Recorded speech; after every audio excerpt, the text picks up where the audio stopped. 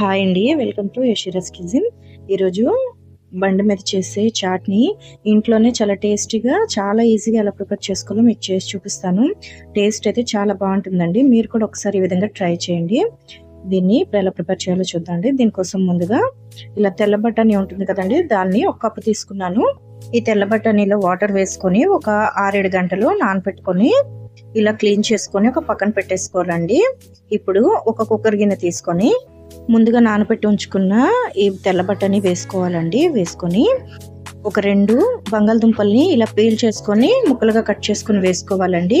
వేసుకొని బఠానీలు మునిగేంత వరకు కూడా వాటర్ని వేసుకోవాలి. ఇలా వాటర్ని కూడా వేసుకొని దీనిలో ఒక 1/2 టీ స్పూన్ పసుపు వేసుకోవాలండి.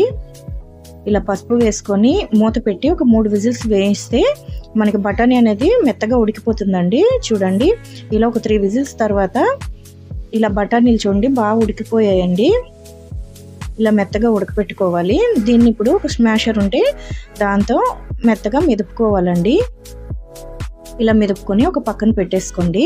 ఇప్పుడు స్టవ్ వెలిగించి ఒక మందపాటి ప్యాన్ పెట్టుకోవాలండి. దానిలో ఒక 3 టేబుల్ స్పూన్ ఆయిల్ వేసుకొని ఒక 1/2 టీ స్పూన్ జీలకర్ర, కొద్దిగా ఆవాలను వేసుకోవాలి.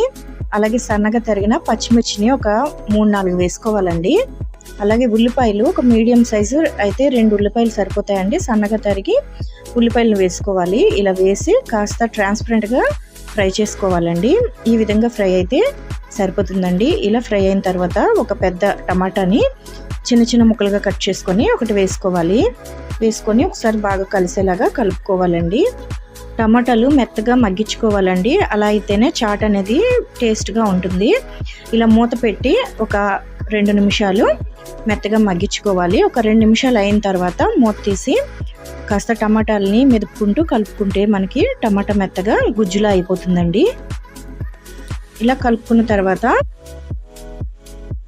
దీనిలో ఇప్పుడు 1/2 టేబుల్ స్పూన్ చాట్ మసాలా, అలాగే ఒక 1/2 టేబుల్ స్పూన్ ధనియాల పొడి, ఒక 1 టేబుల్ స్పూన్ గరం మసాలా వేసుకోవాలండి.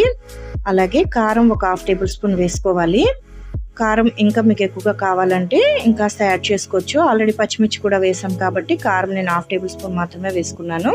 మీకు ఇంకా కావాలంటే యాడ్ చేసుకోవచ్చు అండి. వీటన్నిటిని కూడా ఒక 1/2 మినిట్ ఫ్రై చేసుకోవాలి. ఇలా ఫ్రై చేసుకున్న తర్వాత దీనిలో ఒక 1/2 టీ స్పూన్ అల్లం వెల్లుల్లి పేస్ట్ వేసుకోవాలండి. అల్లం వెల్లుల్లి కూడా పచ్చివాసన పోయేదాకా ఫ్లేమ్ని మీడియం ఫ్లేమ్లో పెట్టుకుని మాత్రమే ఫ్రై చేసుకోవాలండి. లేదంటే ఈ పొడులన్నీ కూడా అడుగంటేస్తూ ఉంటాయి. ఇలా కలుపుకుంటూ పచ్చివాసన పోయేదాకా వేయించుకోవాలండి. ఇలా ఒక 1/2 మినిట్ వేయించుకున్న తర్వాత దీనిలో ముందుగా మనం ఉడికించి పెట్టుకున్న బఠానీని వేసుకోవాలి. ఇలా బఠానీ మొత్తం వేసుకొని ఒకసారి బాగా కలిసేలాగా కలుపుకోవాలండి. ఈ విధంగా కలుపుకున్న తర్వాత దీనిలో వాటర్ని యాడ్ చేసుకోవాలండి. నేను 1.5 గ్లాస్ వరకు వాటర్ని వేసుకున్నాను.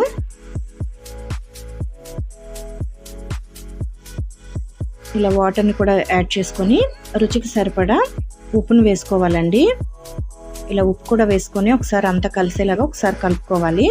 ఇలా కలుపుకున్న తర్వాత ఫ్లేమ్ని మీడియం ఫ్లేమ్లోనే ఉంచి మూత పెట్టి ఒక 10 నుంచి 15 నిమిషాల వరకు కుక్ చేసుకోవాలండి.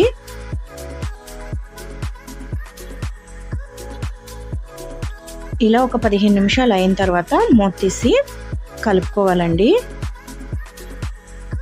ఇలా ఒకసారి కలుపుకొని ఫ్లేమ్ని లో ఫ్లేమ్లో పెట్టుకోవాలండి. ఇంకా ఇలా కాస్త దగ్గరగా అయితే సరిపోతుందండి. ఇంకా దగ్గరగా చేస్తే చల్లారేటప్పటికి చాట్ అనేది చాలా గట్టిగా అయిపోతుంది.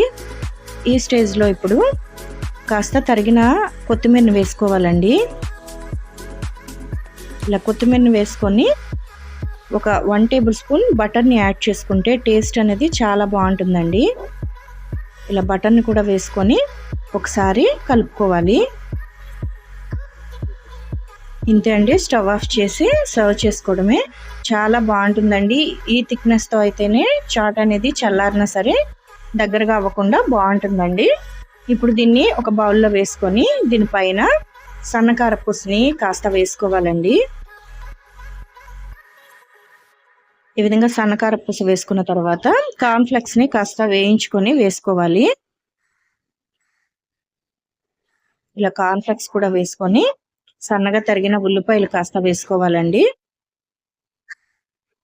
వేసుకొని కొద్దిగా కొత్తిమీరను కూడా పైన వేసుకోవాలి. వేసుకొని ఒక 1 టేబుల్ స్పూన్ నిమ్మరసం వేసుకోవాలండి. ఇలా నిమ్మరసం వేసుకొని కలుపుకొని తింటే చాలా బాగుంటుందండి. అంతే అండి, పిల్లలు పెద్దలు అందరూ కూడా చాలా ఇష్టంగా తినే ఈ చాట్‌ని ఇంట్లోనే చాలా హైజీనిక్‌గా, టేస్టీగా, సింపుల్‌గా ఇలా ప్రిపేర్ చేసుకోండి. టేస్ట్ చాలా బాగుంటుంది. మీరు కూడా ఈ విధంగా ట్రై చేసి ఎలా వచ్చిందో కామెంట్ చేయండి.